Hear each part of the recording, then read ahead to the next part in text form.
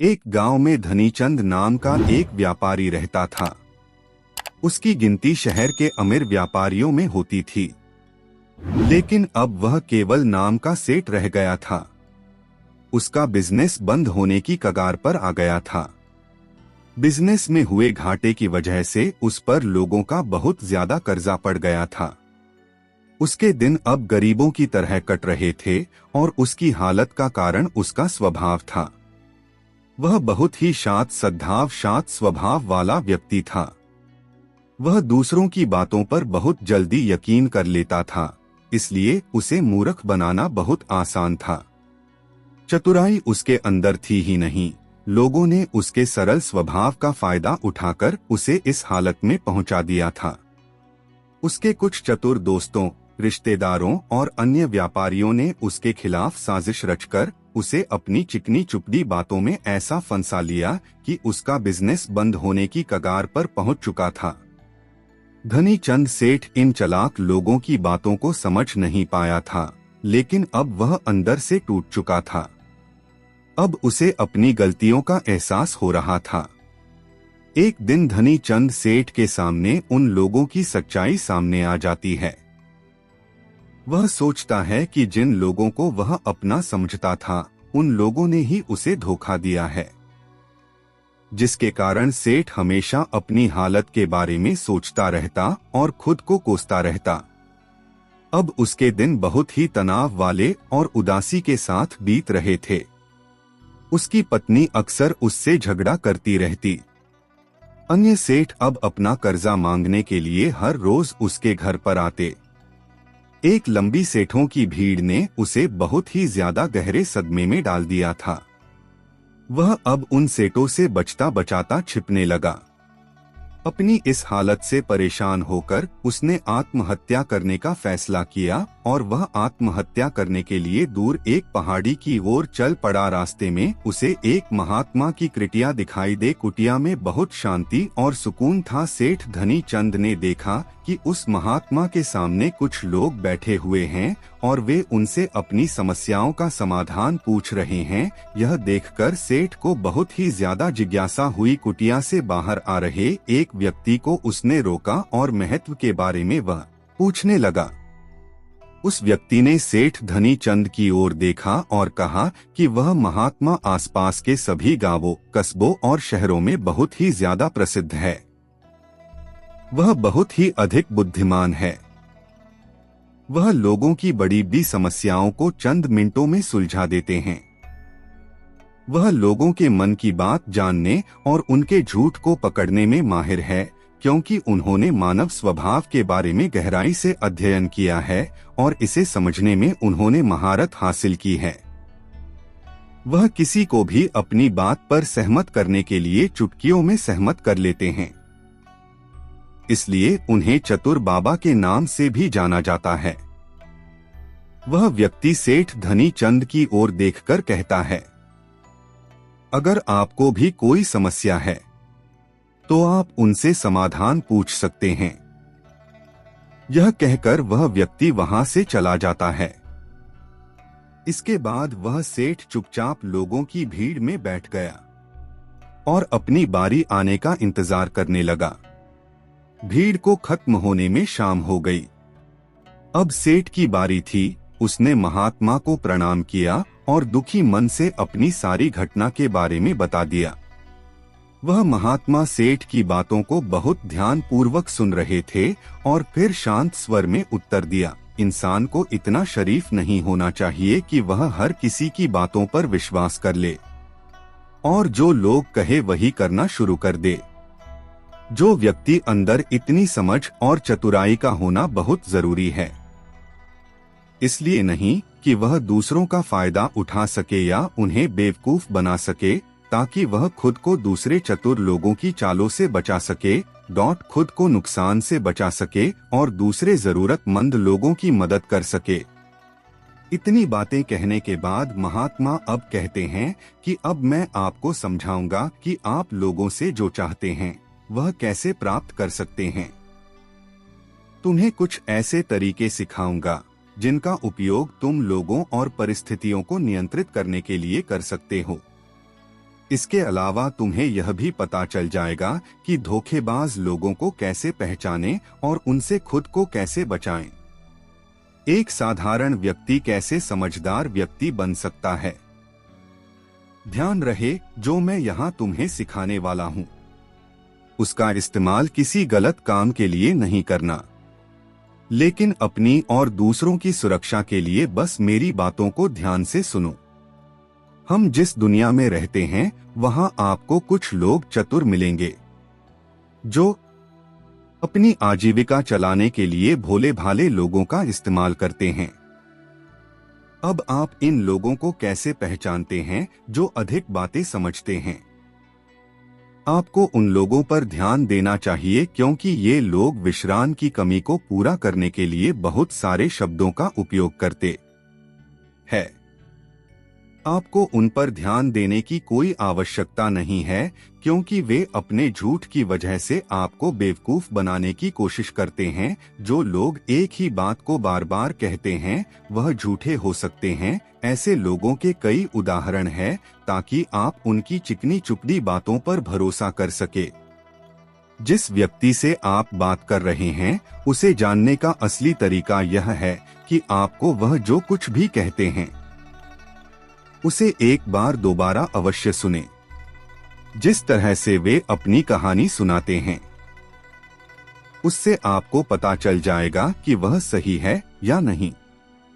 दूसरी बात, यदि आप किसी ऐसे व्यक्ति को जानते हैं जो दूसरों से झूठ बोलता है तो आप उस पर कभी भी भरोसा ना करें, क्योंकि जो व्यक्ति दूसरों से झूठ बोलता है वह निश्चित रूप से आपसे भी झूठ ही बोलेगा।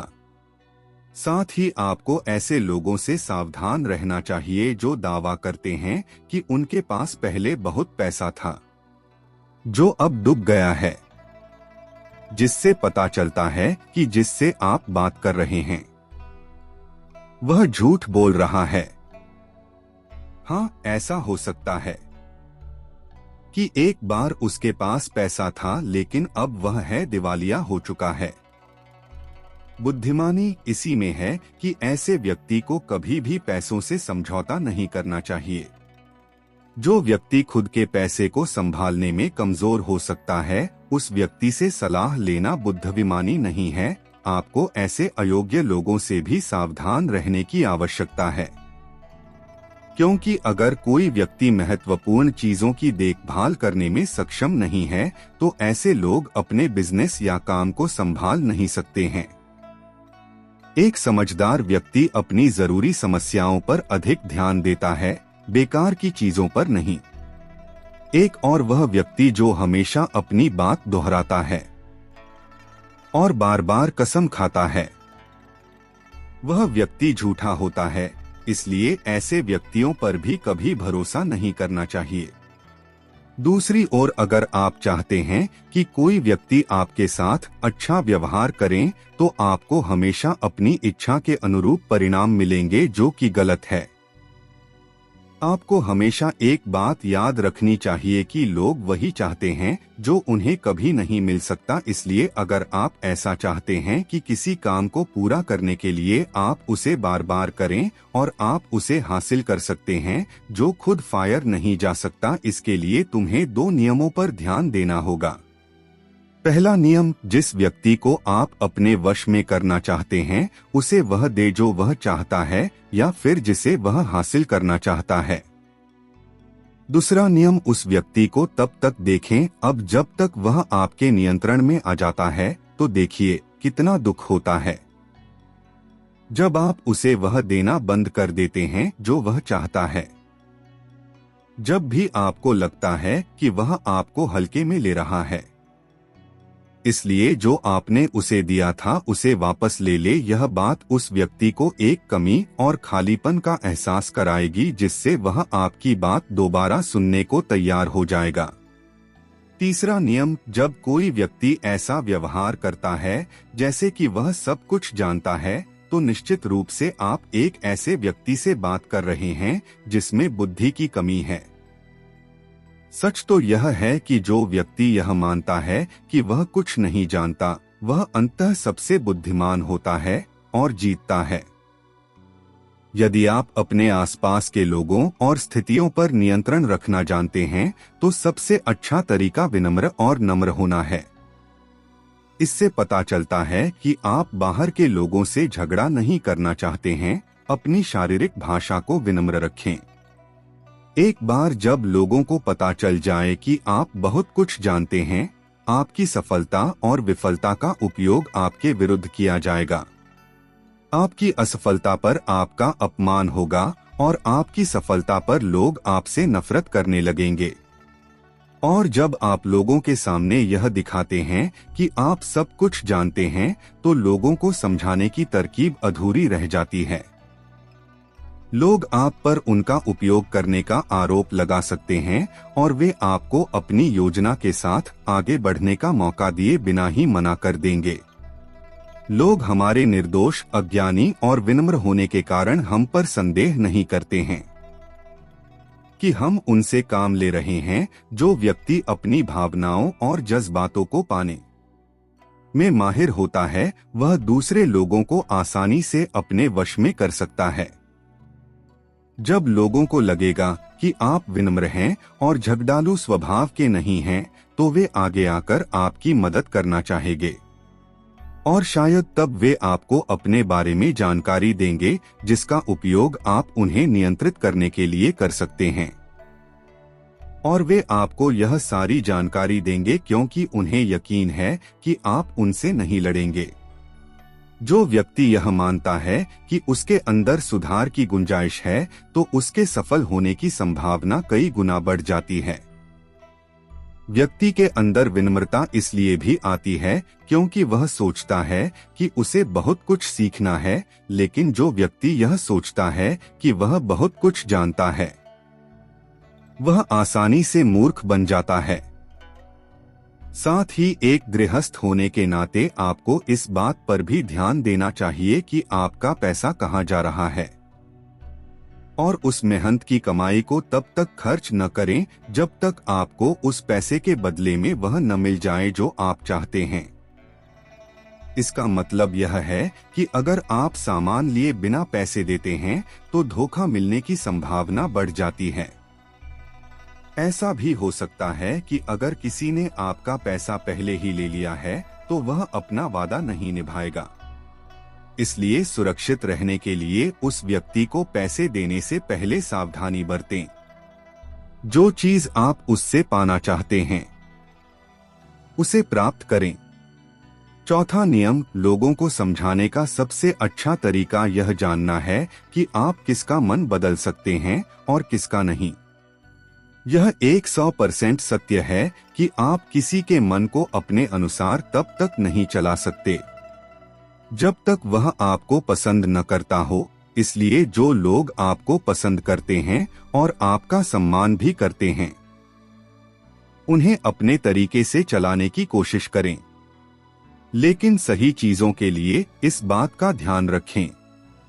यदि आप किसी ऐसे व्यक्ति के मन में हेरफेर करने का प्रयास करते हैं जो आपको पसंद नहीं करता है, तो ऐसे में आपका सारा समय और धैर्य बर्बाद हो जाएगा।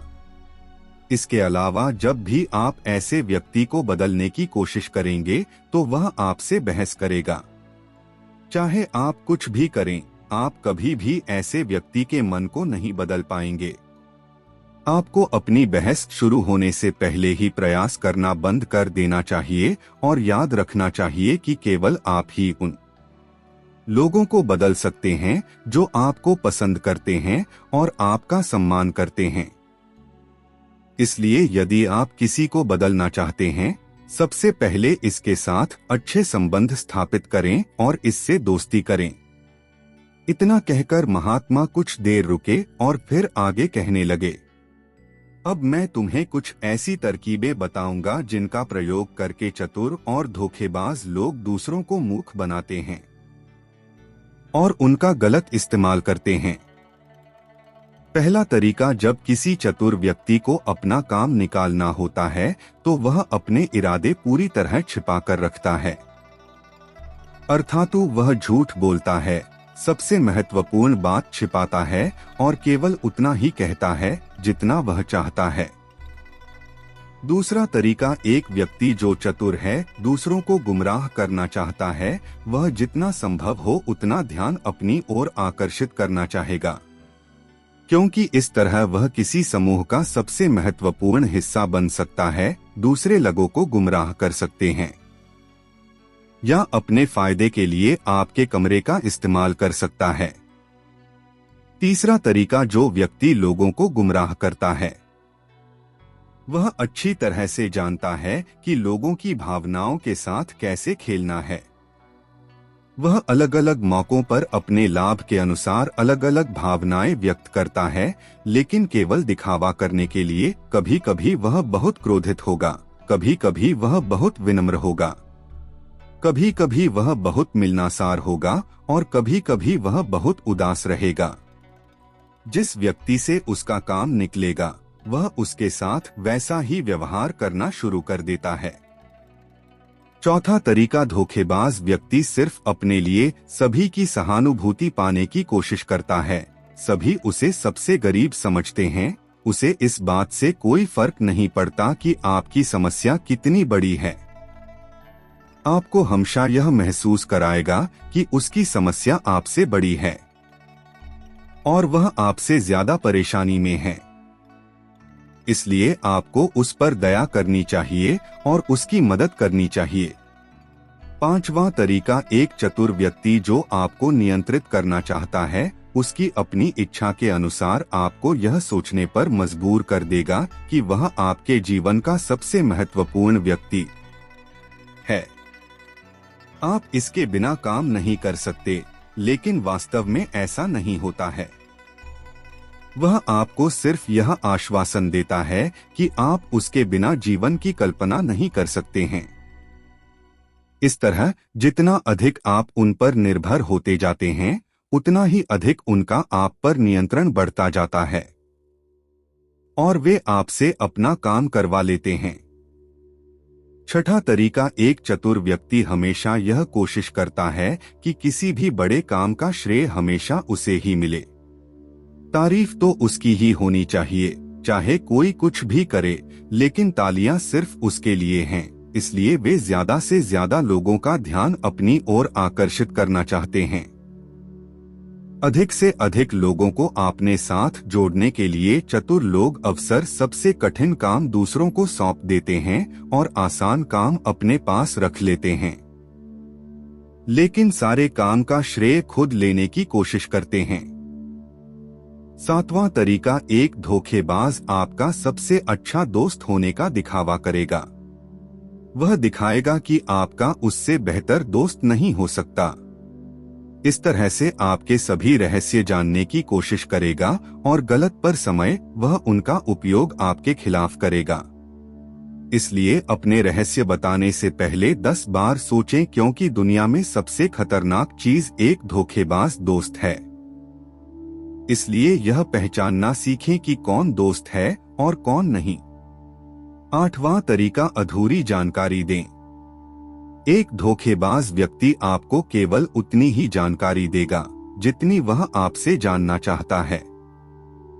कारण, क्योंकि वह चाहता है कि आप सिर्फ ये बातें जानें, वह कभी भी आपके साथ पूरी बातें साझा नहीं करेगा।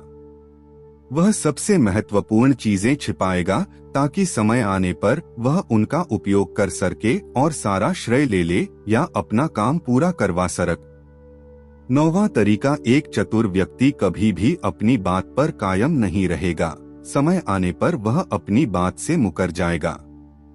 इसका कारण कुछ भी हो सकता है। या तो वह चाहता है कि आप ऐसा न करें, या वह जानबूझकर ऐसा कर रहा है, यह उसकी इच्छा पर निर्भर करता है। 10वां तरीका, वे ऐसा दिखावा करते हैं जैसे उन्हें कुछ भी पता नहीं है।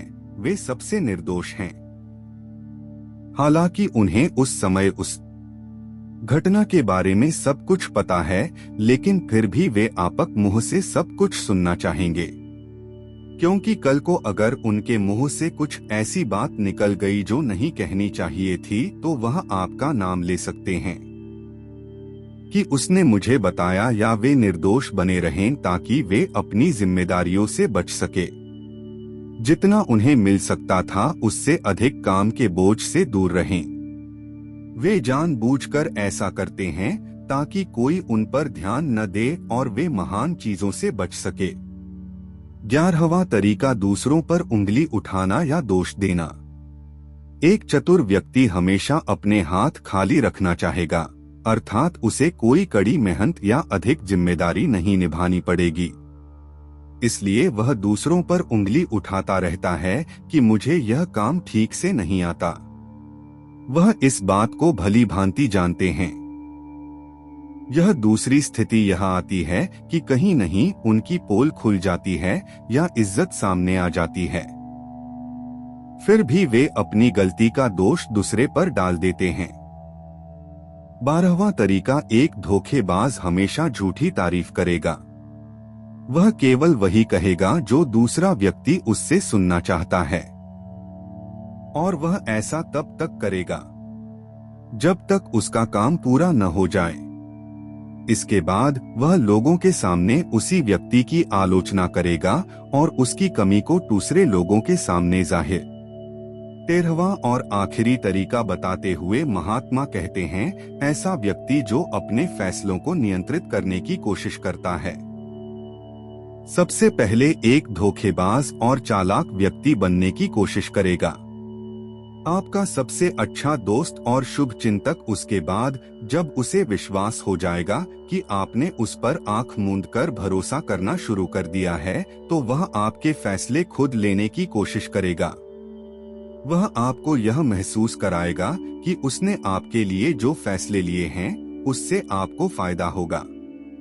चतुर व्यक्ति को फायदा होने वाला है। तो ये थे वो तरीके जिनसे आप लोगों को अपनी बात मनवाने के लिए इस्तेमाल कर सकते हैं और चतुर और धोखेबाज की पहचान कर सकते हैं।